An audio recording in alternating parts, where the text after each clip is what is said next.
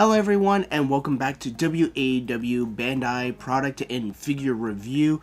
This is going to be kind of a special video since I'm not going to be doing the standard unboxing. We are going to be doing one, but for a special thing, because we have some news updates in the Gundam community, mostly dealing with the Iron Blood Orphan video game that has been released back in 2021 and still pretty going on.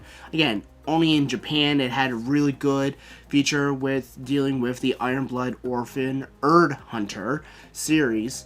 And the first news is kind of a sad news, is that it is actually going to be discontinued based off of, I don't know, it's just coming to its end, and the game is going to be shut down in January of, I believe it was January 11th of 2024.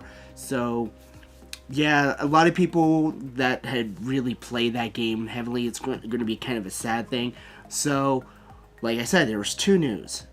Even though the game is ending, they, on the Twitter account for the Iron Blood Orphans Erd Hunter, basically announced that they are making a movie based off of Erd Hunter. So let's take a look at the trailer that is on the official Twitter account.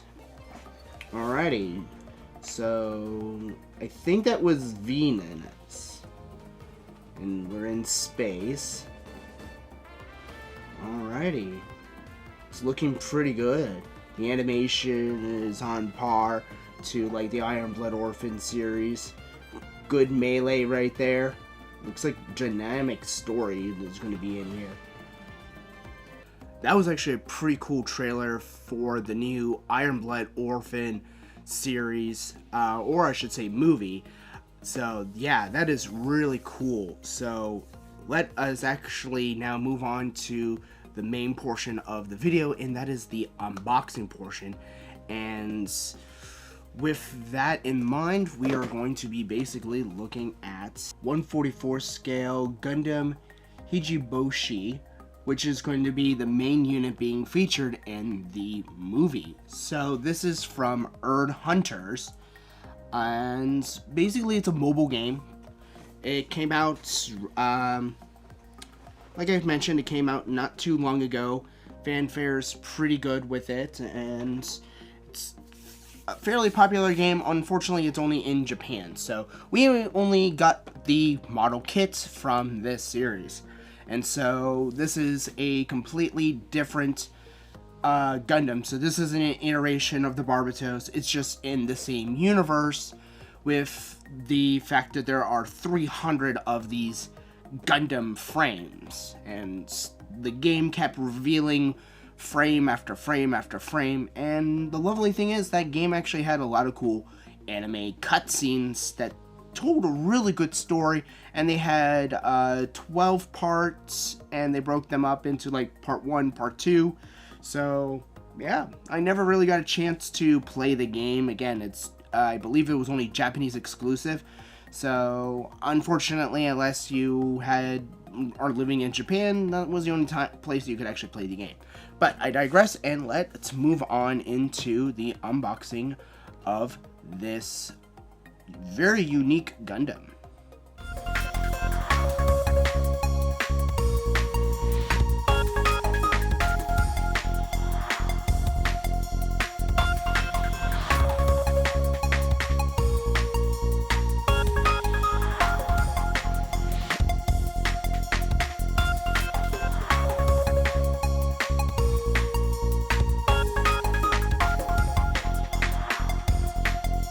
Like I said, this is the 144 scale Gundam Hajiroboshi, and yeah, this is already looking like a really nice kit. So let's take a look and pop this little bad boy up.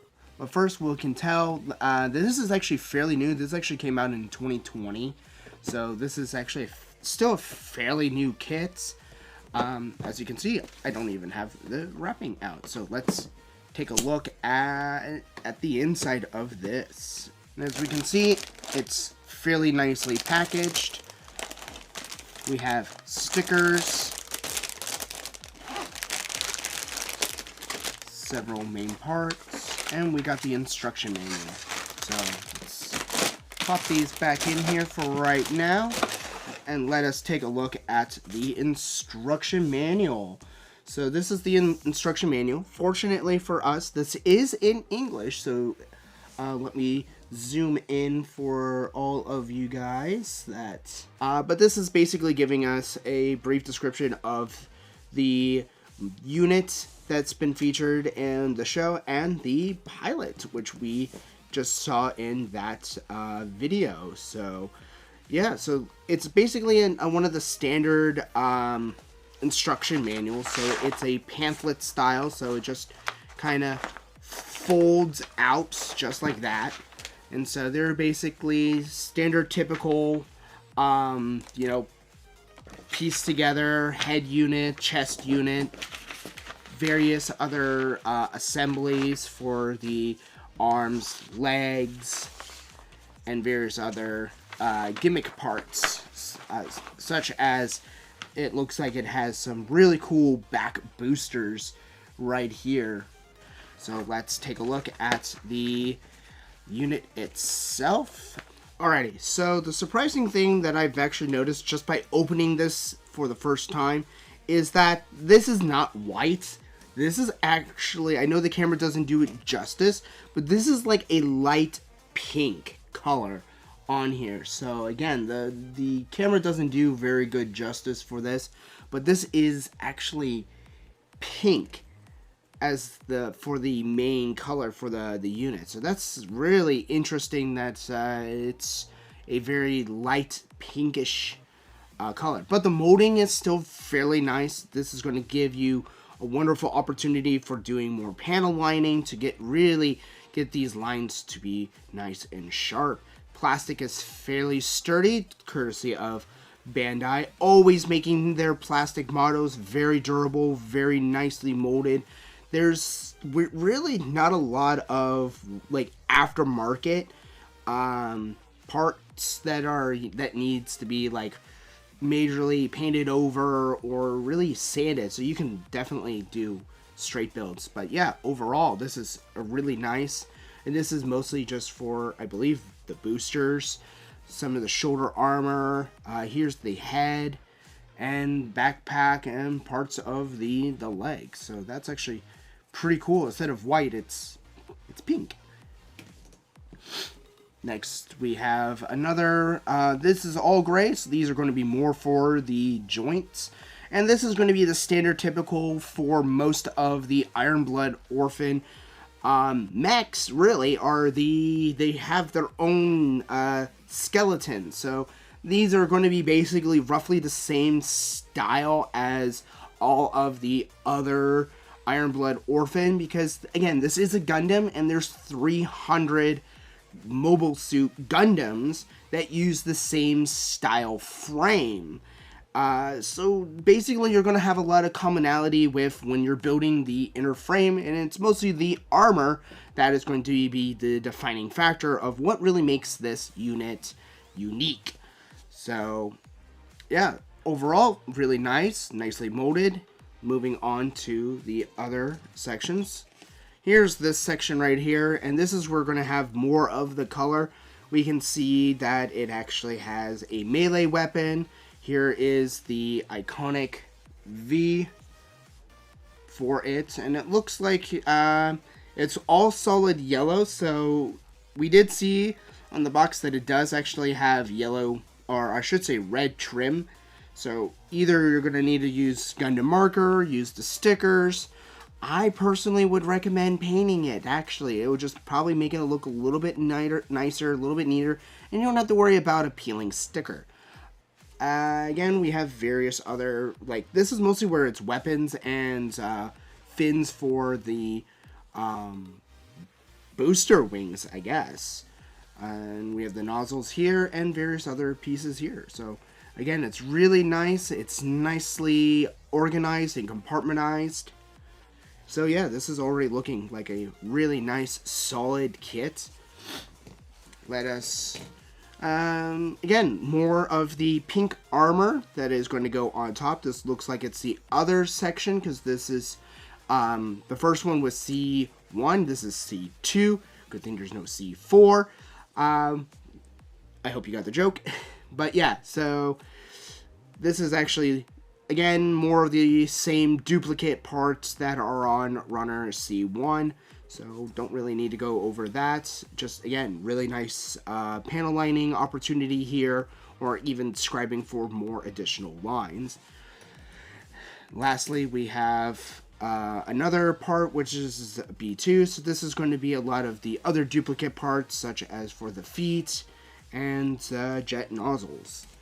The lovely thing that comes with is PVC plastic, which is just a soft rubbery plastic that just allows you to use it for like joints, necks, and then various other joint parts. And this is where the where your skill level really determines, is that it comes with a nice little sticker sheet. So the sticker sheet gives us a lot of like the pinkish color for the booster, that is going to be for the lat portions, various parts for black panels and red panels throughout the unit, and red, and most likely what I'm probably will be using is the eyes for the mech for this series. So that is the sticker sheet here. Alright, I hope you guys enjoyed this video. It was a little bit different than what I normally do, because again, we had a news update in here. Again, if you like this type of content, please like and subscribe. And if you have any future suggestions or any particular models that you want to be featured, or had any comments about this particular one, please leave that down in the comments. I definitely look forward to that. I do scour those comments. There's not a lot of them, so please leave your comments down there, and I will basically correspond and see what I can do. Again, I love doing these kinds of unboxing. The names of these units are so difficult sometimes for me to pronounce. But yeah, I love just opening these up and start building them. I will actually going to be doing a finished build review for the Gundam Aerial for the next video. So definitely, I just managed to finish that one up, so we're going to do kind of a short video on that one, just kind of going over everything that it took to build that particular one. So yeah, I hope to see you guys in the next video.